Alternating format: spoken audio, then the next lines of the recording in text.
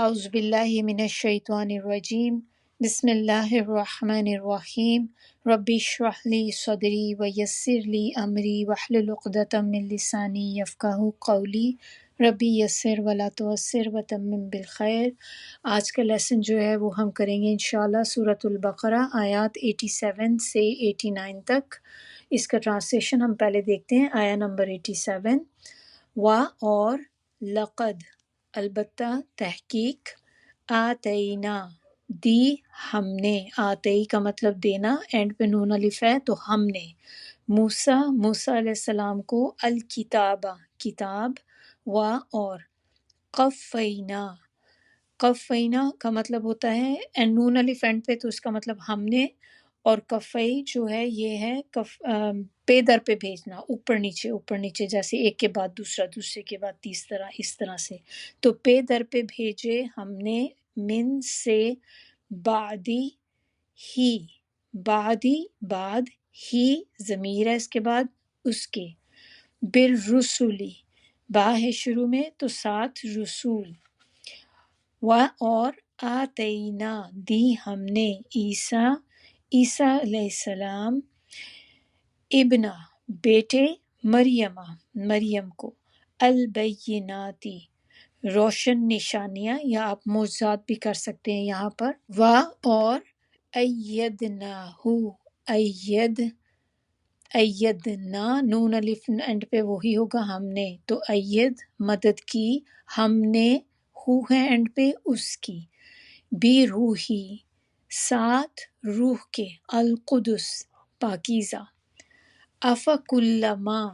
آ ہے شروع میں تو معنی ہوں گے کیا، فا اس کے معنی پس، کلما جب بھی،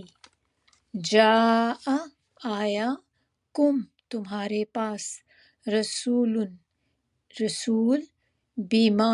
ساتھ اس کے، جو، لا نہیں، تہوا چاہتے، انفسکم نفس جیسے ہوتا ہے نا، نفس اسی سے دل، کم ہینڈ پہ تو تمہارے، استکبرتم تکبر کیا تم نے، ففریقن، فا ہے شروع میں تو اس کے معنی ہوں گے پس، فریقن ایک گروہ کو، کذبتم جھٹلایا تم نے، اور فریقن ایک گروہ کو، تقتلون قتل کرتے رہے تم۔ آیا نمبر 88، اور قالو کہا انہوں نے، قلوبنا دل ہمارے، غلفن یا غلاف میں محفوظ ہیں،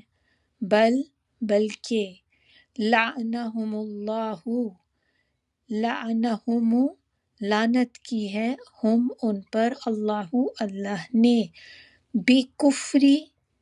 کفر کی وجہ سے، ہم ان کے، فقلیلاً پس بہت کم، ما جو، یؤمنون ایمان لاتے ہیں۔ آیا نمبر 89، اور لما جب، جاء آئی، ہم ان کے پاس، کتاب، یہاں کتاب سے مراد قرآن ہے، من سے، عندی پاس، اللہ کے، مصدقن تصدیق کرنے والی، لما اس چیز کی جو، معہم کا مطلب پاس، ہم ان کے، اور کانو تھے وہ، من سے، قبل پہلے، یستفتحون فتح کی دعائیں مانگتے، اعلیٰ اوپر، الذین ان لوگوں جو کفر کرنے والے تھے یا منکر تھے، فلما پس جب، جاءہم آئی ان کے پاس، ما جو، عرفو وہ پہچان گئے، کفرو انکار کر دیا انہوں نے، بھی اس سے، فلعنتو پس یہ جو فا شروع میں ہے تو اس کے معنی ہوں گے پس فلعنت اللہ، پس لعنت اللہ کی، اس طرح سے ہم اس کا ترجمہ کریں گے، علی الکافرین، پر انکار کرنے والوں یا کفر کرنے والوں پر اللہ کی لعنت کی۔ تو اس طرح سے اس کا ہوگا۔ یہاں تک ہمارا ہے، اب اس کو ہم دیکھتے ہیں، تفسیر کی طرف آتے ہیں اس کی۔ آپ لوگ اپنا اپنا نکال لیں۔ تو آیا نمبر 87 میں اللہ تعالیٰ یہاں پر ہمیں بتا رہے ہیں، اور بے شک ہم نے موسیٰ علیہ السلام کو کتاب دی اور اس کے بعد پے در پہ رسول بھیجے، اور ہم نے عیسیٰ ابن مریم کو واضح نشانیاں دیں، یعنی کہ معجزات دیے، اور روح القدس یعنی کہ جبریل علیہ السلام کے ذریعے اس کی تائید کی۔ تو کیا ایسا نہ ہوا جب کبھی تمہارے پاس کوئی رسول ایسی چیز لے کر آئے کہ جس سے تمہارے نفس پسند نہیں کرتے تھے تو تم نے تکبر کیا، پھر ایک گروہ انبیاء کو تم نے جھٹلا دیا اور ایک گروہ انبیاء کو تم قتل کرتے رہے۔ یہاں پر اب جیسے ہم نے پچھلی آیات میں دیکھا، بلکہ کافی ساری آیات میں ہم دیکھتے آ رہے تھے کہ اللہ تعالیٰ نے بنی اسرائیل کی کتنے ساری برائیاں، ان کے جرم جو تھے، اللہ تعالیٰ نے ہمیں ان کے بارے میں ایک ایک کر کے بتایا۔ یہاں پر اب ایک اور جرم ان کا بتایا جا رہا ہے کہ وہ اور بھی کیا کام کیا کرتے تھے۔ تو یہاں پر جو ہمیں پچھلی بات ہم نے جو پچھلی آیات سے دیکھی تھی کہ اللہ تعالیٰ نے ان کو تورات دی تھی، پھر انہوں نے تورات کے ساتھ کیا کیا کہ اس میں تحریف کر دی، اس میں تبدیلیاں لے آئے، چینجز کر دیں۔ پھر موسیٰ علیہ السلام کے بعد بنی اسرائیل میں بہت سے اور رسول اور انبیاء بھی بھیجے گئے تاکہ وہ تورات کے مطابق ان کی تعلیم و تربیت کا انتظام کر سکیں۔ لیکن بنی اسرائیل نے کیا کیا کہ ان پیغمبروں میں سے جو اتنے سارے پیغمبر ان کے پاس آئے تھے، ایک گروہ جو پیغمبروں کا تھا ان کو تو انہوں نے سرے سے جھٹلا دیا، انکاری ہو گئے ان کے، اور ایک گروہ جو تھا ان کو قتل کرنا شروع کر دیا، انہوں نے قتل کر دیا ان کو۔ تو یہاں پر اس جرم کی ان کے جو ہے وہ بات کی جا رہی ہے کہ انہوں نے نہ صرف ایک تو چلے انکار کرنا ایک بات ہے کہ مانتے نہیں، ایک الگ بات ہے، لیکن پیغمبروں کو قتل کرنے کے اوپر بھی آ گئے تھے، جو ایک بہت بڑا گناہ ہے۔ پھر آخر میں یہ سب کے بعد اللہ تعالیٰ نے عیسیٰ علیہ السلام کو مبعوث کیا، جنہوں نے اللہ کے حکم سے تورات کے اندر جو یہ لوگ تبدیلیاں کر چکے تھے، انہوں نے ان تبدیلیوں کو کریکٹ کیا۔ تو پھر بنی اسرائیل نے عیسیٰ علیہ السلام کو بھی جھٹلا دیا اور پھر ان کے بھی قتل کے در پہ ہو گئے۔ لیکن یہ تو ہم سب کو پتہ ہے نا کہ عیسیٰ علیہ السلام کو کس طرح سے انہوں نے کروسیفائی کرنے کی کوشش کی۔ تو اللہ تعالیٰ نے کیا کیا کہ موسیٰ علیہ السلام کو، اللہ تعالیٰ نے عیسیٰ علیہ السلام کو اٹھا لیا تھا، تو وہ دوبارہ واپس آئیں گے اس دنیا میں۔ اور وہ ہم سب نے جب قیامت کی نشانیاں پڑھی تھی تو اس میں ہم نے دیکھا تھا کہ دجال کو بھی وہی ختم کریں گے آ کر، لیکن جب وہ دوبارہ آئیں گے تو وہ ایک پیغمبر کی حیثیت سے نہیں آئیں گے، کیونکہ یہ ہمیں پتہ ہے کہ نبی صلی اللہ علیہ وسلم کے بعد کوئی بھی پیغمبر نہیں آ سکتا۔ تو اللہ تعالیٰ نے ان کو بچا لیا، کیونکہ یہ بھی ہم بات ڈسکس کر چکے تھے پہلے کہ پیغمبر اور نبی ان دونوں میں فرق ہوتا ہے۔ تو نبی جو ہوتے ہیں ان کو آپ ایک بیسک بات اگر جانیں کہ یہ وہ ہوتے ہیں کہ جن کو شریعت نہیں دی جاتی، اور رسول وہ ہوتے ہیں یا پیغمبر وہ ہوتے ہیں جن کو شریعت دی جاتی ہے، یعنی کہ ان کو کتاب ملتی ہے، ان کے پاس ایک بک آتی ہے۔ جو نبی ہوتے ہیں یہ پچھلے پیغمبر جو ہوتے ہیں ان کی بک کو ہی لے کر چلتے ہیں، ان کو اپنی شریعت نہیں ملتی۔ اسی طرح نبیوں میں نبی کو قتل کیا جا سکتا ہے لیکن پیغمبر یا رسول کو قتل نہیں کیا جا سکتا۔ تو اگر کبھی آپ سنیں کہ کسی کو قتل کیا گیا تو وہ پھر رسول نہیں ہے، وہ نبی ہیں۔ جیسے کہ یحییٰ علیہ السلام کا ہمیں پتہ ہے کہ ان کو بھی ان کا قتل کیا گیا تھا، تو یہ اس طرح سے پھر ہمیں پتہ ہے کہ وہ رسول نہیں تھے، پیغمبر نہیں تھے، وہ نبی تھے۔ تو اللہ تعالیٰ نے بہت سارے نبی جو ہیں دنیا میں بھیجے، بہت سارے رسول بھیجے ہیں، لیکن ہمیں جو پتہ ہے وہ ہمیں صرف میجر ونز جو ہے ان کے بارے میں ہم جانتے ہیں، باقیوں کا ہمیں اتنا علم نہیں ہے کہ وہ کتنے، اللہ تعالیٰ نے تو بہت سارے بھیجے ہیں۔ تو جتنا ہمیں ضرورت ہوتی ہے اتنا ہی نالج اللہ تعالیٰ ہمیں قرآن کے ذریعے یا حدیث کے ذریعے اللہ تعالیٰ ہمیں پہنچا دیتے ہیں۔ اب اس میں تھوڑا سا ایک دیکھنے والی چیز ہے کہ یہ جو بنی اسرائیل کو آخر مسئلہ کیا تھا، کہ یہ اس طرح کے کام کرتے کیوں تھے، اپنے نبیوں کو جھٹلاتے تھے، پھر یہ اپنے نبیوں کے قتل تک پہ اتر آئے کہ ان کو قتل کرنے سے بھی دریغ نہیں کیا ان لوگوں نے۔ تو ان کو کیا مسئلہ تھا، ایسا معاملہ کیوں کرتے تھے وہ، کیوں ان کے ساتھ ان کا بیہیویئر اس طرح کا تھا؟ اس کی وجہ یہ کہ انبیاء ان کو وہ باتیں کہتے تھے جو ان کی خواہشات کے خلاف ہوتی تھی، جو ان کے نفس کے خلاف ہوتی تھی، اور وہ باتیں کرنا نہیں چاہتے تھے، وہ نہیں چاہتے تھے کہ ہمیں اس پہ عمل کرنا پڑے، تو اس وجہ سے وہ ان کے انکاری ہو جاتے تھے۔ اور دوسری ریزن کیا ہوتی ہے اس چیز کے انکار کرنے کی، کہ جب انسان کے دل میں دنیا کی محبت بہت زیادہ ہو جاتی ہے، آپ دنیا کو پرائرٹی دے رہے ہوتے ہیں اپنی ہر چیز پہ، پھر آپ ایسی چیزوں کے اوپر فالو نہیں کرنا چاہ رہے ہوتے، آپ ایسی چیزوں پر عمل نہیں کرنا چاہ رہے ہوتے، کیونکہ ایک شخص کے دل میں جیسے ایک دنیا کی محبت رچی بسی ہے بہت زیادہ، اس کو دنیا میں بہت زیادہ انوالومنٹ محسوس ہوتی ہے، وہ اپنی دنیا کے گرد ہی جو پوری لائف ہے وہ اس کی گھوم رہی ہے۔ اس کے لیے کیا ہے کہ کما کے لانا، بہت سارا پیسہ، اپنے بچوں کو عیش و عشرت کی زندگی مہیا کرنا، ایک بہت بڑا خوبصورت گھر لینا، نئی نئی گاڑیاں لینا۔ اب ایسے بندے کو اگر آپ کہہ دیں کہ تم آخرت کی توجہ کرو، آخرت کی فکر کرو، تھوڑا اس پہ کرو، چیریٹی دو، یہ کرو، تو ایسے لوگ جو ہیں ان کے لیے تو یہ چیزیں بہت زیادہ مشکل ہو جاتی ہیں، کیونکہ وہ اس چیزوں کے بارے میں سوچنا نہیں چاہتے۔ آپ ان کو مرنے کے بارے میں بھی بتائیں تو وہ ایسی بات کو پسند نہیں کرتے کہ جو موت سے ریلیٹڈ ہو، کیونکہ وہ دنیا ہی کے گرد گھومتی ہے ان کی ساری لائف جو ہے، اور وہ اسی پہ فوکسڈ ہوتے ہیں۔ تو ہمیں بھی اپنا جائزہ لینا ہے کہ کہیں ایسا تو نہیں ہے کہ ہم بھی اس دنیا کے پیچھے لگ کے اگر اپنی آخرت کو بھلائے بیٹھے ہیں، کیونکہ یہ ایک خسارے والا سودا ہے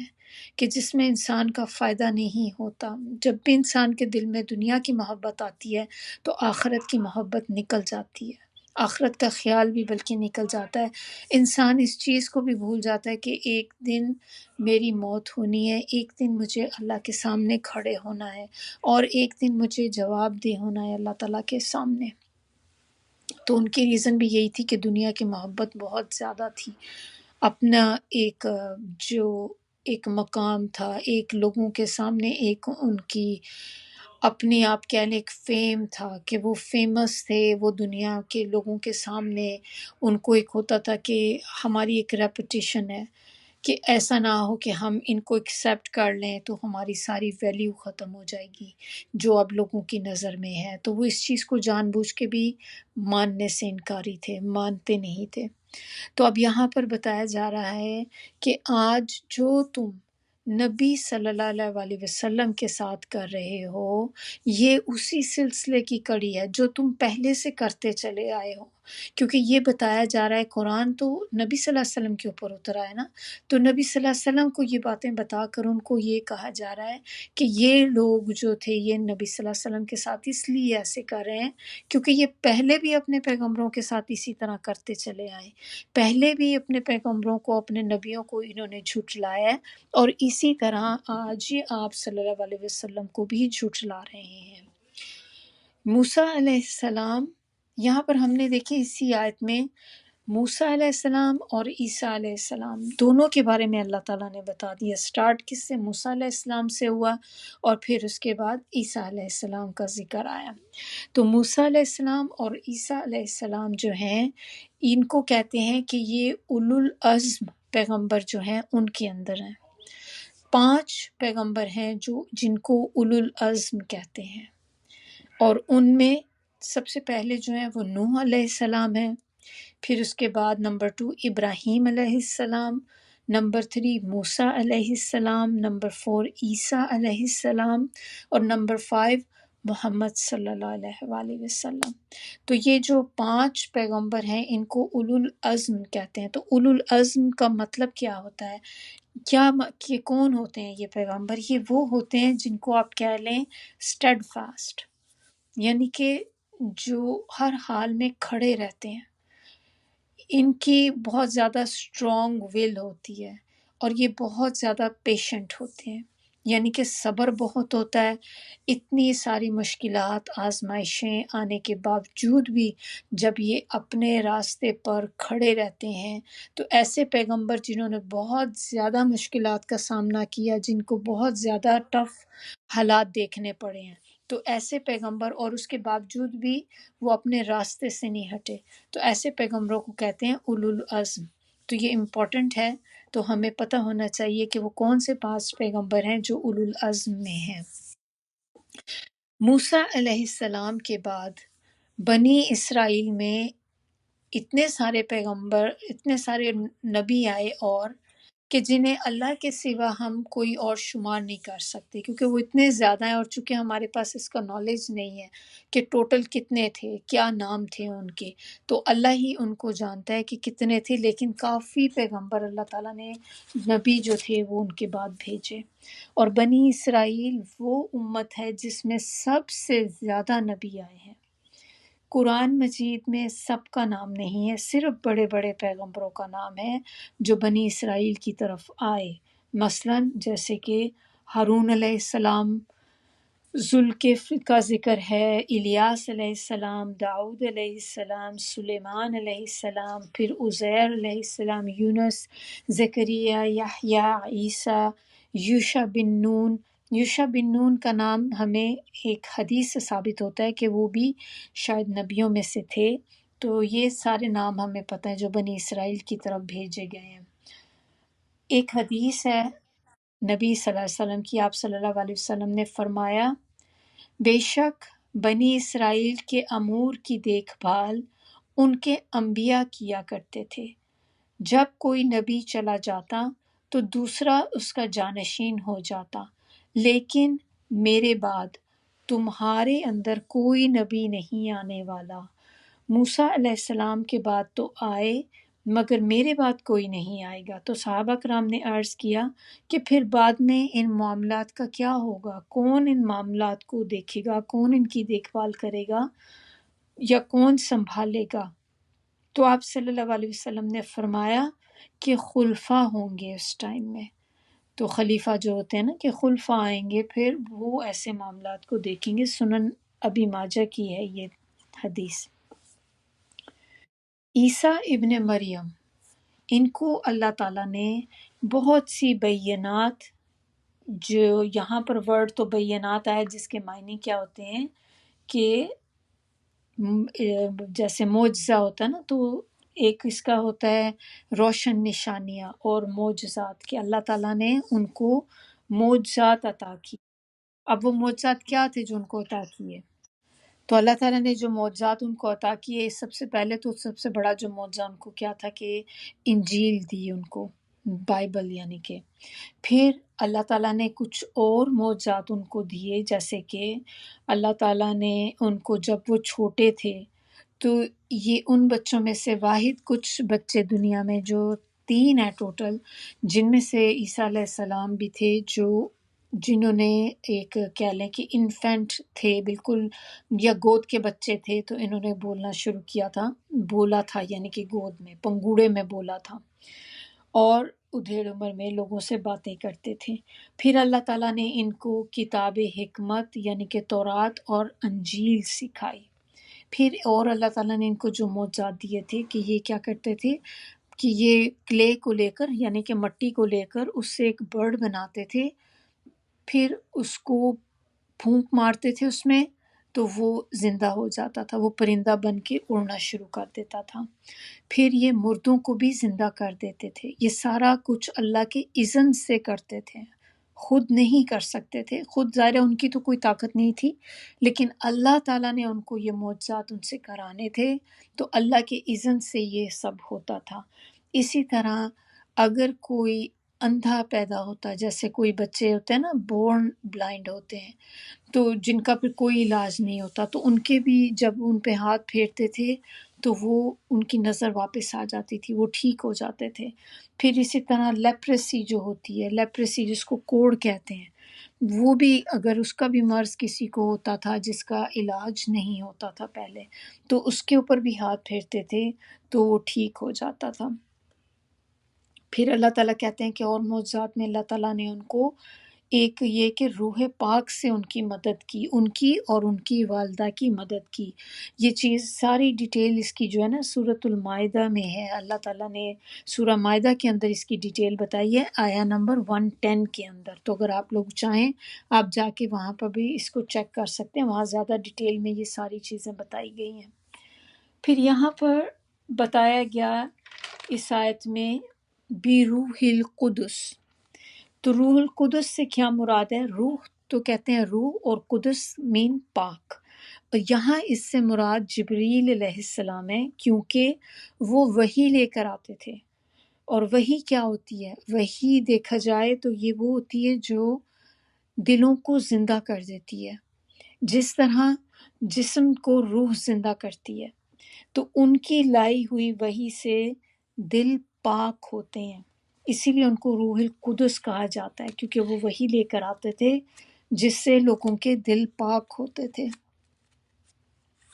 اب یہ سارے معجزات بتانے کا مقصد کیا؟ یہ سارے معجزات بتا کر اللہ تعالیٰ کہہ رہے ہیں کہ یہ سب کچھ دیکھنے کے بعد، اتنا کچھ تم نے دیکھ لیا پھر بھی تم نے ان کا انکار کیا، تم نے تکبر کیا۔ یہاں پر تکبر کیا، تو تکبر جو ہوتا ہے یہ کیا ہوتا ہے؟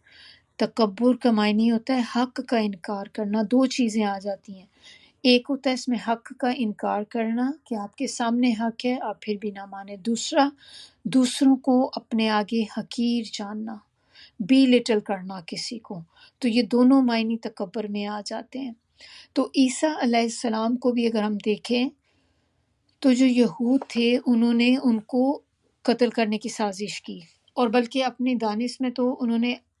ایک طرح سے ان کو جیسے تھا نا کہ قتل کرنے کی انہیں تھی کہ ہم نے کر دیا، ان کو پورا پلان انہوں نے کر دیا تھا، لیکن اللہ تعالیٰ نے عیسیٰ علیہ السلام کو اٹھا لیا وہاں سے، تو اللہ تعالیٰ نے ان کو بچا لیا۔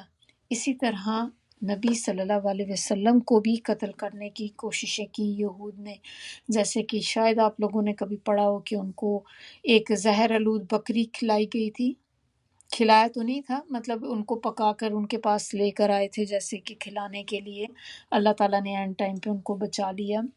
تو ایک یہ ان کی کوشش تھی، پھر دوسرا ایک دفعہ نبی صلی اللہ علیہ وسلم بیٹھے ہوئے تھے دیوار کے ساتھ، تو انہوں نے اوپر سے بہت بھاری پتھر پھینکا تھا نیچے تاکہ نبی صلی اللہ علیہ وسلم کو اس کے نیچے کچل دیں، لیکن اس پہ بھی اللہ تعالیٰ نے ان کو بچا لیا تھا۔ تو اپنی کوششیں تو یہ کرتے رہے نا، جہاں تک انہیں موقع لگتا تھا ان کی یہ کوشش ہوتی تھی کہ جس پیغمبر کو راستے سے ہٹا سکتے ہیں تو انہوں نے اپنی پوری کوششیں اس میں کی۔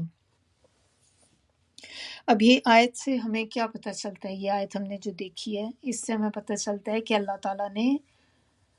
موسیٰ علیہ السلام کو بھیج کر بنی اسرائیل پر بہت بڑا احسان کیا تھا۔ کیا احسان کیا تھا؟ ان کو دیکھیں کتنا ظالم تھا فرعون، تو اللہ تعالیٰ نے اس فرعون سے ان کو نجات دلائی، ان کی آنے والی نسلوں کو نجات دلائی اس سے، جس پہ پتہ نہیں کتنے سالوں سے یہ اس عذاب کو جھیل رہے تھے، اس فتنے میں مبتلا تھے۔ تو اللہ تعالیٰ نے فرعون کی سے جو نجات تھی وہ موسیٰ علیہ السلام کے ذریعے ان کو دلائی۔ پھر اسی طرح عیسیٰ علیہ السلام کو بھیج کر معجزات کے ساتھ ان کی ہدایت کا سامان کیا گیا، لیکن انہوں نے پھر بھی انکار کر دیا، اس پہ بھی نہیں مانے۔ پھر ہمیں اور اس آیت سے کیا پتہ چلتا ہے کہ جبرائیل علیہ السلام کی شان کیا تھی، کہ اللہ تعالیٰ نے ان کو روح القدس کہا، بروح القدس یعنی کہ پاکیزہ روح، تو اس سے ہمیں پتہ چلتا ہے کہ ان کا ایک خاص مقام ہے۔ پھر ہمیں پتہ چلتا ہے کہ بنی اسرائیل نے دین کو اپنی خواہشات کے مطابق ڈھالنے کی کوشش کی، کہ وہ اپنے اندر یہی وہ سوچتے تھے کہ ہم اس کو بدل دیں، جس طرح تحریف بھی کی انہوں نے، تورات کو بھی چینجز لے کر آئے۔ چینجز لانے کا مقصد کیا تھا کہ اس کو اپنی خواہشات کے مطابق کر دیں، جس طرح سے وہ چاہتے ہیں اپنی زندگی گزارنا اس کو اسی طرح ٹویسٹ کر دیتے تھے، الفاظ کی ہیر پھیر کر دیتے تھے، معنی بدل دیتے تھے، اس طرح کی چیزیں وہ کیا کرتے تھے۔ تو اب بجائے یہ کرنے کی کہ وہ خود کو اس کے مطابق ڈھالتے، وہ اس کتاب کو اپنی مرضی کے مطابق چینج کرنے لگ گئے۔ پھر آیا نمبر 88 میں آپ دیکھتے ہیں کہ کیا بتایا جا رہا ہے۔ اس آیت میں وہ کہہ رہے ہیں کہ ہمارے دل غلاف میں ہیں، نہیں بلکہ ان کے غلاف کی وجہ نہیں بلکہ ان کے کفر کی وجہ سے اللہ تعالیٰ نے ان پر لعنت کی ہے، پس بہت کم ایمان لاتے ہیں۔ یہاں پر بنی اسرائیل نے جو رویہ آپ صلی اللہ علیہ وسلم اور قرآن کے ساتھ رکھا ہوا تھا اس کا ذکر ہو رہا ہے کہ آپ صلی اللہ علیہ وسلم کی نبوت اور قرآن کو نہ ماننے کی وجہ وہ کیا بتاتے تھے کہ ہمارے دل تو غلاف میں ہیں، یعنی کہ ہم اپنے طریقوں اور عقیدوں میں اتنے پختہ ہیں کہ تمہاری کسی چیز کا ہم پہ کوئی اثر نہیں ہوگا، تم جو مرضی ہمیں کہو، جو بات آپ ہمیں کریں، جو نصیحت آپ ہمیں کریں، ہم پہ اس کا کوئی اثر نہیں ہونے لگا۔ لیکن اللہ تعالیٰ نے کہا ہے کہ یہ غلف جو لفظ یہاں پہ یوز کیا گیا ہے کہ یہ جو غلاف بیسیکلی کہہ رہے ہیں کہ ہمارے دل پہ ہے، یہ غلاف نہیں بلکہ اللہ تعالیٰ نے جو انہوں نے کفر کیا تھا اس کی وجہ سے ان پر لعنت کی گئی ہے۔ تو یہ لعنت کی وجہ سے ایسا ہوا ہے کہ وہ اب کسی چیز کا اثر ہی نہیں لے سکتے، جس کی وجہ سے بہت کم ہیں ان میں سے جو ایمان لاتے ہیں۔ اسی طرح جیسے انہوں نے یہ بات کہی ہے نا، اسی طرح قرآن میں ہمیں ایک جگہ اور پتہ چلتا ہے کہ مشرکین مکہ نے بھی یہی بات کہی تھی، اور اس کی مثال اللہ تعالیٰ نے کہاں بتائی ہے؟ سورہ فصلت آیا نمبر 5 میں۔ انہوں نے کہا تھا کہ تم جس چیز کی طرف ہمیں بلاتے ہو ہمارے دل اس کام سے پردوں میں ہے اور ہمارے کانوں میں بوجھ ہے، اور ہمارے اور تمہارے درمیان ایک حجاب ہے، یعنی کہ ہمارے درمیان تمہارے ہمارے درمیان میں ایک رکاوٹ ہے، تم ہو اور ہم ہیں، یعنی کہ ہم تم میں فرق ہے، ہم ایک جیسے نہیں ہیں۔ دل غلاف میں ہونے کا مطلب کیا ہوتا ہے؟ جب ہم کہتے ہیں یا یہ لوگ جو یہ بات کر رہے تھے کہ دل غلاف میں ہے، تو اس کا ایک مطلب تو یہ ہوتا ہے کہ ہمارے دل جو ہیں وہ کورڈ ہیں۔ اب اس پہ باہر سے کسی چیز کو آپ بند کر دیں، تالا لگا دیں، تو پھر کیا ہوگا؟ کوئی چیز اندر داخل نہیں ہو سکتی۔ تو ایک معنی تو یہی ہو سکتا ہے اس کا کہ دل پر اثر نہیں ہوگا کسی بھی چیز کا، اور دوسرا معنی اس کا یہ بھی ہوتا ہے کہ ہمارے دل غلاف میں ہیں، کہ یعنی کہ ہم خود اتنے بڑے عالم ہیں، ہمیں خود ہر چیز کا اتنا علم ہے کہ ہمیں مزید کچھ جاننے کی اب ضرورت نہیں، ہمارے دل آلریڈی فل ہے، لبالب بھرے ہوئے ہیں ہمارے دل جو ہیں علم سے، جو چیزیں نالج جو ہے ہمیں اتنا نالج ہے کہ ہمارے پاس مزید سیکھنے کو اب کچھ بھی نہیں۔ اب آپ جو بھی بات بتائیں گے وہ ہمارے اوپر سے گزر جائے گی، کیونکہ ہم آلریڈی سیکھے سکھائے ہیں، سارا کچھ سیکھے ہوئے ہیں ہم۔ اور یہ کا کس صورت میں ہوتا ہے؟ یہ تب ہوتا ہے جب انسان جو ہوتا ہے نا اس کے اندر تکبر ہوتا ہے، جب انسان غرور محسوس کرتا ہے، دوسرے کو حقیر جانتا ہے، اس وقت وہ اپنے آپ کو سب سے اونچا محسوس کرتا ہے، اور اس کو یہی ہوتا ہے کہ مجھے سب پتہ ہے۔ اکثر آپ نے لوگوں کو بات کرتے ایسے ہی دیکھا ہوگا، کوئی بات بتانے کی کوشش کریں تو آپ کو ایسے ایٹیٹیوڈ ان کا ہوتا ہے آگے سے کہ ہمیں سب پتہ ہے، ابھی ہمیں نہ کچھ بتاؤ، ہم یہ تو پہلے سے ہی پتہ ہے ہمیں ساری باتیں، ہم آلریڈی جانتے تھے۔ اسی طرح مجھے یاد ہے ایک دفعہ کہ رمضان کا ٹائم آنے والا تھا، رمضان، تو رمضان سے کچھ دیر پہلے کی بات ہے، جیسے ہم لوگ آپس میں اکثر ہوتا ہے کہ آپ نے دیکھا ہوگا بہت سارے لیکچرز آنے شروع ہو جاتے ہیں، یا ہم لوگ بھی آپس میں جب ملتے بیٹھتے ہیں تو ایک دوسرے کے ساتھ ڈسکس کر رہے ہوتے ہیں کہ رمضان، پری رمضان چیک لسٹ، کہ رمضان میں ہم نے کیا کیا چیزیں کرنی ہے، رمضان کی تیاری۔ تو اسی طرح ایک دفعہ ہم کہیں پہ بیٹھے ہوئے تھے گیدرنگ میں، تو وہاں پر ہم لوگوں نے رمضان کا ٹاپک رکھا تھا کہ ہم اس پہ نا تھوڑا سا بات کریں گے کہ رمضان میں ہم نے کیا کیا فوکس کرنا ہے چیزوں پہ۔ تو جب ہم بات کر رہے تو وہ اس میں مجھے یاد ہے کچھ تھیں اندر تو خاتون وہ کہنے لگ گئیں بعد میں سن کے سب، یہ ساری چیزیں تو ہمیں پہلے سے ہی پتہ تھیں، ہمیں تو کچھ بھی نیا تو کچھ نہیں سنا، آلریڈی ہمیں سارا کچھ پتہ تھا۔ تو بات یہ ہے کہ چیزیں تو ہمیں سب پتہ ہوتی ہیں، ہم کون سی نئی نئی چیزیں تو اپنے دین میں لا نہیں سکتے نا، ساری چیزیں وہی ہیں جو ہم آلریڈی پہلے سے جانتے ہیں، لیکن ہم انسان ہیں، ہم بھول جاتے ہیں، ہمیں بار بار ریمائنڈر چاہیے ہوتا ہے اس چیز کا۔ اسی لیے ہم آپس میں بیٹھ کر ایک دوسرے کے ساتھ جب ڈسکس کرتے ہیں یہ چیزیں، کہ کچھ باتیں جو ہمیں بھول چکی ہوئی ہوتی ہیں دوبارہ سے ان کو ہم ریفریش کر لیں کہ ہم نے رمضان کے اندر جو جو امپورٹنٹ کام ہے وہ کرنے ہیں۔ تو اسی طرح سے جب آپ وہ وہی والا ایٹیٹیوڈ ہو جاتا ہے نا کہ بھئی ہمیں تو سب پتہ ہے، یہ تو آلریڈی ہم جانتے تھے، نیا کیا بتایا آپ نے۔ تو نئی باتیں تو ظاہر سی بات ہے کہ ہم قرآن تو ایک دفعہ جو آ گیا سو آ گیا، اب قرآن کے بعد ہم کوئی نئی چیز تو ایجاد نہیں کر سکتے، اس قرآن کو ہی ہم نے بہت اچھی طرح سمجھنا ہے، اسی کو ہم نے اچھے طریقے سے جاننا ہے۔ تو لعنت کا ورڈ جو یہاں پر یوز کیا گیا ہے کہ لعنت، لعنہم اللہ، لعنت کی ہے ان پر اللہ نے۔ تو لعنت جو ہوتا ہے اس کے معنی ہوتے ہیں دھتکارنا، دور کر دینا، لیکن جب لعنت اللہ یہ جب ہم کہتے ہیں تو اس کے معنی ہوتے ہیں کہ اللہ کی رحمت سے دوری، یعنی کہ اللہ کی لعنت۔ تو اللہ کی لعنت جو ہوگی اللہ کی رحمت سے دوری، تو اگر اللہ کی رحمت سے کوئی دور ہو جائے تو پھر اس کا مطلب کہ وہ جنت میں بھی نہیں جا سکتا، کیونکہ جنت میں ہم کیسے داخل ہوں گے؟ اللہ کی رحمت سے۔ تو جب اللہ تعالیٰ نے اگر اپنی رحمت سے ہی کسی کو دور کر دیا تو اس کا مطلب کہ اب وہ شخص، عورت یا مرد جنت میں نہیں جا سکتے۔ تو اللہ تعالیٰ ہم سب کو اس چیز سے محفوظ رکھے کہ ہم کوئی ایسا عمل کریں کہ جس کی وجہ سے ہمیں بھی اللہ کی رحمت سے دوری ہو جائے۔ اللہ تعالیٰ ہم سب کو اپنے حفظ و امان میں رکھے۔ انہوں نے کیا کیا تھا کہ انہوں نے کفر کو ایمان کے اوپر ترجیح دی، تو اللہ تعالیٰ نے ان پر لعنت کر دی، یعنی کہ ان کو ہر خیر سے دور کر دیا۔ تو اب اس سے ہمیں یہ بات پتہ چلتی کہ برے اعمال جو ہوتے ہیں اور برے کام، یہ چیزیں ساری جو ہوتی ہیں ان کے کانسیکوینسز ہوتے ہیں۔ یہود نے جو کفر کیا تھا اس کے کانسیکوینسز کیا تھے؟ اس کا نتیجہ یہ ہوا کہ اللہ تعالیٰ نے ان کے دلوں پر مہر لگا دی۔ اور سورۃ المائدہ اس کے اندر اللہ تعالیٰ ہمیں بتاتے ہیں کہ ان کے عہد توڑنے کی وجہ سے ہم نے ان پر لعنت کی۔ اسی طرح سورۃ النساء اس میں اللہ تعالیٰ کہتے ہیں کہ ان کے اپنے عہد توڑنے کی وجہ سے ہم نے ان پر لعنت کی، اور اللہ کی آیات کا کفر کرنے اور اپنے انبیاء کو ناحق قتل کرنے کی اور یہ کہنے کی وجہ سے کہ ہمارے دل غلافوں میں ہیں،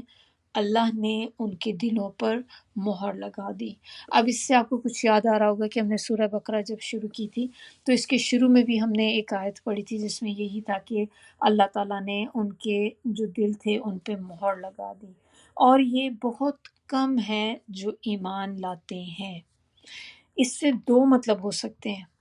کہ بہت کم ایمان لاتے ہیں، اس میں ایک یہ بھی مراد ہو سکتی ہے کہ ایمان بہت کم لیتے ہیں، یعنی کہ جو وہ ایمان لاتے ہیں تھوڑا سا پورشن لاتے ہیں، ایسا نہیں ہوتا کہ پورا کا پورا ایمان اب ان کے دل میں آ جائے، بہت تھوڑا پورشن ایمان کا ان کے دل میں ہوتا ہے۔ اور کیونکہ ان کا ایٹیٹیوڈ ہم نے دیکھا وہ کیا کرتے تھے، کچھ چیزوں کو مانتے تھے، کچھ سے انکار کر دیتے تھے، تو ان کے اس ایٹیٹیوڈ کی وجہ سے یہ کہا گیا کہ بہت کم ایمان لے کر آتے ہیں، کیونکہ زیادہ ایمان لاتے تو پھر تو کیا ہوتا ہے، جب انسان کے دل میں ایمان بہت زیادہ ہوتا ہے تو وہ تو پھر اللہ کے ہر حکم کو فالو کرتا ہے اور اس کے لیے یہ چیز آسان بھی ہو جاتی ہے۔ دوسرا معنی اس کا یہ ہوتا ہے کہ بہت کم لوگ ان میں سے جو ایمان لاتے ہیں، تو دونوں معنی ہو سکتے ہیں۔ اب ہم جو یہاں پہ ہم نے دیکھا کہ دلوں میں جو پردے پڑتے ہیں تو کیا صرف یہ کفر ہی کی وجہ سے پڑتے ہیں، بلکہ کچھ اور بھی ریزنز ہیں جن کی وجہ سے انسان کا جو دل ہوتا ہے اس کے اوپر پردہ آ جاتا ہے۔ جیسے کہ نمبر 1 چیز اس میں کیا ہے، دنیا کی محبت، جب انسان کے دل میں دنیا کی محبت بہت زیادہ ہو جاتی ہے تو اس سے بھی انسان کا دل جو ہوتا ہے پردے میں آ جاتا ہے۔ پھر اسی طرح گناہوں کے سبب، کہ گناہ جب انسان بہت زیادہ کرنا شروع کر دیتا ہے تو اس سے بھی انسان کا جو دل ہوتا ہے اس کے اوپر پردے پڑ جاتے ہیں۔ اور ہمیں ایک حدیث سے بھی پتہ چلتا ہے، آپ صلی اللہ علیہ وسلم نے فرمایا کہ دلوں میں سے ہر دل کے آگے بادل آ جاتے ہیں، جس طرح چاند کے آگے بادل آ جاتے ہیں۔ چاند چمک رہا ہوتا ہے، اچانک اس کے سامنے بادل آ جاتا ہے اور اندھیرا ہو جاتا ہے، جب وہ بادل آگے سے ہٹ جاتا ہے تو وہ روشن ہو جاتا ہے۔ یہی معاملہ دل کا ہے، جب وہ گناہ کرتا ہے تو دل کے اوپر پردہ آ جاتا ہے، پھر جب انسان توبہ کرتا ہے تو دل صاف ہوتا ہے اور چمک اٹھتا ہے۔ پھر اسی طرح فتنوں میں پڑ جانا بھی جو ہے، اس سے بھی دل کے اندر جو ہوتے ہیں دل پہ غلاف آ جاتا ہے، پردہ آ جاتا ہے دل پہ۔ اب فتنوں میں پڑنے سے کیا مراد ہے؟ جیسے کہ انسان کوئی غلط راستہ اپنا لے، غلط راستہ اختیار کر لے، یعنی کہ بیڈ کمپنی میں چلا جائے، برے دوست اس کے بن جائیں، برے برے غلط کام کرنا شروع کر دے۔ تو جب انسان ایسی چیزیں کرنا شروع کر دیتا ہے تو اس سے بھی جو دل ہوتے ہیں ان پہ غلاف آ جاتا ہے۔ آیہ نمبر 89 میں اب بتایا جا رہا ہے کہ اور جب اللہ کی طرف سے ان کے پاس ایسی کتاب آ گئی کہ تصدیق کرنے والی ہے جو ان کے پاس ہے، حالانکہ اس سے پہلے وہ کفر کرنے والوں کے خلاف فتح مانگا کرتے تھے، پھر جب ان کے پاس وہ چیز آ گئی جسے وہ پہچان گئے تو انہوں نے اس کا انکار کر دیا، پس اللہ کی لعنت ہے انکار کرنے والوں پر۔ تو اس آیت کا مطلب ہے کہ ہم نے لاسٹ ٹائم دیکھا تھا ایک کلاس میں کہ ہم نے کچھ قبیلوں کی بات کی تھی، جیسے مشرکین مکہ تھے تو ان کے ہم نے دیکھے تھے 2 قبیلے تھے، اوس اینڈ خزرج۔ تو جب اوس اور خزرج کی جنگ ہوتی تھی تو یہ یہود لوگ ان کو بعض اوقات ڈراتے تھے، جا کے ان کو ڈراتے تھے کہ ہمارا ایک نبی آنے والا ہے، اور جب ہمارا نبی آئے گا ہم اس کی پیروی کریں گے اور تمہیں اس طرح قتل کریں گے کہ جیسے عاد اور ارم مارے گئے تھے۔ عاد آپ نے دیکھا ہوگا، عاد اور سمود ہم قرآن میں بہت جگہ پڑھتے ہیں کہ جس طرح وہ مارے گئے تھے تو اسی طرح ہم تمہیں بھی قتل کریں گے، اور اس طرح سے یہ ان کو ڈرایا کرتے تھے۔ پھر اوس اور خزرج جب حج پہ گئے تو نبی صلی اللہ علیہ وسلم سے ان کی ملاقات ہوئی، نبی صلی اللہ علیہ وسلم نے ان کو اسلام کی دعوت دی، انہوں نے آپ صلی اللہ علیہ وسلم کے چہرے کو پہچان کر یہ کہا کہ یہ جھوٹے شخص کا چہرہ نہیں ہے، اور وہ آپ صلی اللہ علیہ وسلم پر ایمان لے آئے۔ ان میں سے بعض نے کہا یہ وہی نبی ہیں جس سے یہود ہمیں ڈراتے تھے، تو ایسا نہ ہو کہ وہ تم سے پہلے اسلام لے آئیں، تو ایسا کرتے ہیں کہ ہم پہل کر لیتے ہیں۔ تو لہٰذا اوس اور خزرج جو تھے وہ آپ صلی اللہ علیہ وسلم کو مان گئے، ان پر ایمان لے آئے، اور جب آپ صلی اللہ علیہ وسلم مدینہ ہجرت کر کے آئے تو یہود نے ان کا انکار کر دیا، اور یہود جو تھے یہ وہ تھے جو ان کو نہ صرف جانتے تھے بلکہ ان کو پہچانتے تھے ان کی نشانیوں کے ساتھ، کہ اللہ تعالیٰ نے ان کی کتاب میں یہ نشانیاں بہت واضح کی ہوئی تھی کہ وہ کبھی اس کو مس نہیں کر سکتے تھے، اس چیز کو کہ کوئی پیغمبر آئے اور وہ نہ پہچان سکے۔ اتنا کلیئرلی اللہ تعالیٰ نے بتایا تھا کہ جس طرح کوئی باپ اپنے بیٹے کو پہچانتا ہے اس طرح یہ پیغمبر کو پہچانتے تھے، لیکن انہوں نے اس کے باوجود، اتنی ساری نشانیوں کے باوجود، جبکہ انہیں پتہ بھی چل گیا کہ یہ ساری نشانیاں ان میں ہیں، انہوں نے نبی صلی اللہ علیہ وسلم کا انکار کر دیا۔ اب یہاں پر یہ ذکر کیا جا رہا ہے کہ جب ان کے پاس کتاب آئی، تو جو کتاب یہاں پر آئی یہ کتاب جو ہے بیسیکلی قرآن ہے، کہ قرآن